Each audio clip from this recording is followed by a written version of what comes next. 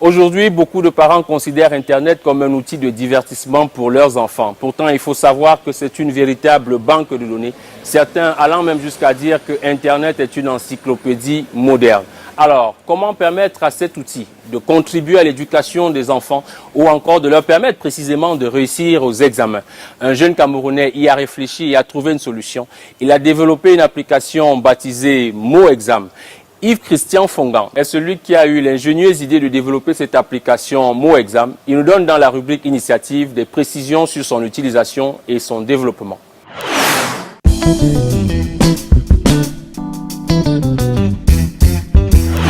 Pour vous, quelqu'un ne peut jamais réussir sans qu'il ne soit bizarre. J'ai demandé ton bébé c'est quoi? Ton bébé c'est quoi? Bonjour, je suis Christian Yves Fongan, promoteur de MoExam. Bienvenue à l'équipe carrière. Venez, je vous présente mon équipe. Ici, vous avez Rodrigue Kamen, chef de projet. C'est l'un des papas de MoExam en fait. Ici, vous avez Joelito Tounoir. Il travaille sur le côté web de l'application de MoExam. Ici, c'est Christopher Tamba, développeur aussi. Il travaille sur ce qu'on appelle le back-end. Dans le back-office, c'est lui qui programme tout pour le reste. Et là-bas, vous avez Monsieur David Gomse. Il travaille sur Vuforia pour la réalité augmentée, de vérifier les contenus de MoExam. Loïc Demba, il travaille sur le côté gaming, réalité augmentée aussi.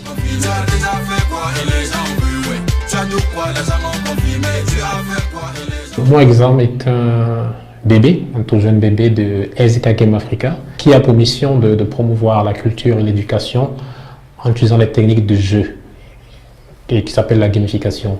Donc, partant de cette mission que Ezeka s'était fixée, et étant nous-mêmes des parents, nous avons pu constater que nos enfants avaient de la peine à étudier. Pourtant, ils sont très bien familiers avec les nouvelles technologies et ils aiment s'amuser. On a remarqué qu'en combinant les nouvelles technologies et le jeu, il serait plus facile d'engager des jeunes dans l'activité d'études. Donc nous sommes partis de ce constat et avons commencé à développer donc la solution MoExam, qui est aujourd'hui l'une des plateformes digitales les plus utilisées au Cameroun en ce qui concerne les révisions et la préparation aux examens de fin d'année scolaire. Saliver, saliver, saliver, saliver, n'importe rien. Charbonner, charbonner. L'application aujourd'hui déjà, elle est disponible sur Google Play Store, donc pour les Android, elle est gratuite. Donc il suffit à un enfant d'aller télécharger l'application, de s'inscrire en choisissant le niveau auquel il appartient. Par exemple, troisième, nous avons les classes de troisième, première et terminale qui sont déjà couvertes complètement pour l'enseignement général francophone. Les autres viendront par la suite. Il y a plusieurs modes de révision. Il y a le mode examen et le mode entraînement. C'est-à-dire, c'est préparé que c'est comme du jeu. Et maintenant, ils ont les cours qui sont repartis par matière et par chapitre.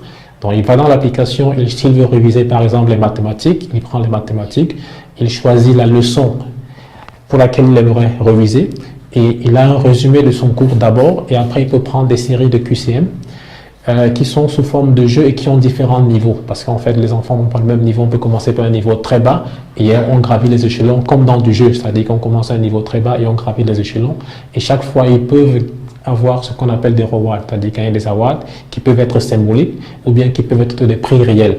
Par exemple, ce qui s'est passé au niveau de MoExam ou l'IDS Battles. Donc, et c'est comme ça qu'on les pousse à réviser soit seul, soit en équipe aussi, parce qu'en fait, ils peuvent inviter d'autres camarades à le rejoindre.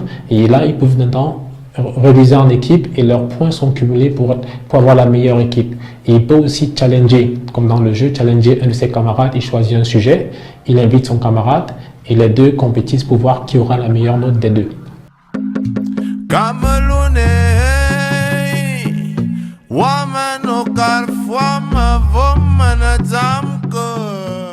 Il y a toujours quelque chose qui m'a beaucoup marqué.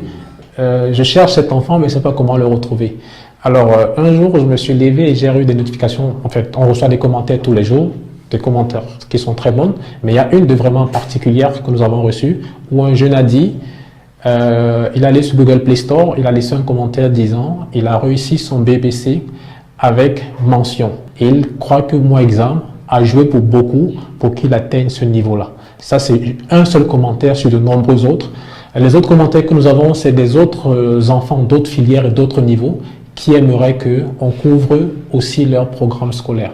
Donc oui, nous avons déjà des retours qui sont très bons, qui sont très encourageants. Et nous avons aussi d'autres qui demandent, pardon, faites vite, couvrez l'enseignement technique, couvrez aussi l'enseignement anglophone. L'enseignement supérieur est visé à 2 niveaux. Le premier niveau, c'est que oui, on va couvrir bientôt les différents concours, c'est-à-dire les concours pour les entrées dans les grandes écoles. Ça, c'est la première chose, le côté éducation. Mais on invite aussi les instituts supérieurs de venir communiquer sur notre plateforme. Parce qu'en fait, ces enfants, ils vont obtenir le baccalauréat. Il y en a qui ne savent pas encore quoi faire. Nous, on mettra sur la plateforme des tests psychotechniques pour orienter les enfants à différentes filières et dans ce cas, on pourra leur présenter les écoles sur place ou en Afrique ou encore en Europe qui peut les former dans la filière qui correspond le plus à leur profil.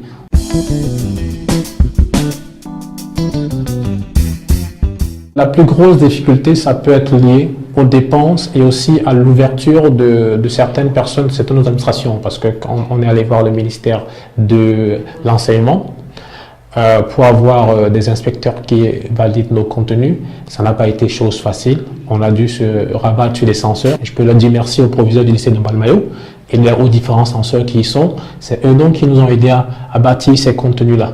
Après, on n'est pas à 100% content des contenus que nous avons. C'est-à-dire qu'il faudrait encore développer plus de contenus pour attirer plus de jeunes et couvrir plus de classes et plus de filières. Ça demande un certain coût parce que ces enseignants qui travaillent sur la plateforme, ils sont rémunérés, ils ne travaillent pas gratuitement. Et pour le moment, la plateforme est encore gratuite. C'est vrai qu'aujourd'hui, on commence à avoir de l'argent de différents sponsors, mais ce n'est pas assez pour développer le contenu à la vitesse que nous aimerions le faire.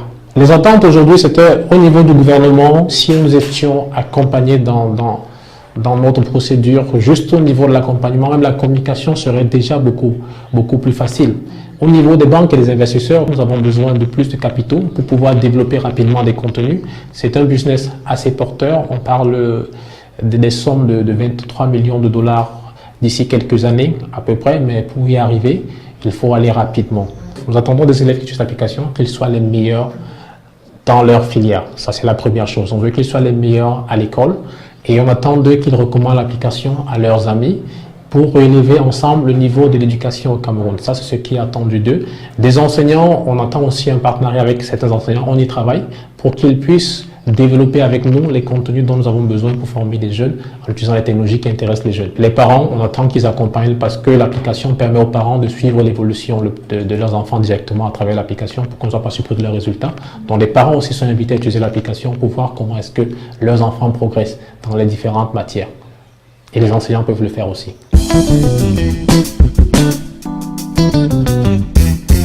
Les 2 premières années qui suivent, c'est de couvrir déjà une bonne partie de l'Afrique francophone. Et dans les années qui arriveront après ces 2 premières années, nous allons couvrir aussi les pays des zones anglophones. Pendant qu'on couvre les pays des zones anglophones, nous allons aussi développer plus de jeux en introduisant la réalité augmentée et la réalité virtuelle. Elle est introduite, mais il y a le coût du matériel encore élevé, donc on prend un certain temps, un petit recul, et d'ici 2-3 ans, il y aura plus de contenu jeux. On pourra créer des laboratoires de chimie virtuelle, des laboratoires de mécanique virtuelle, où il n'y aura pas à remplacer des pièces physiques, ce qui pourra donc limiter les coûts à l'enseignement et à la formation.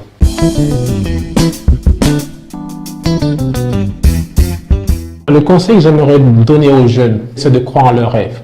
Il y aura surtout des personnes qui vous diront que vous ne pourrez pas les atteindre, ce sont des limites. Ne vous limitez pas à ce que les autres pensent de vous. Croyez en vos rêves et allez à la conquête de ces rêves-là. Tout est possible quand on y met la volonté et le cœur.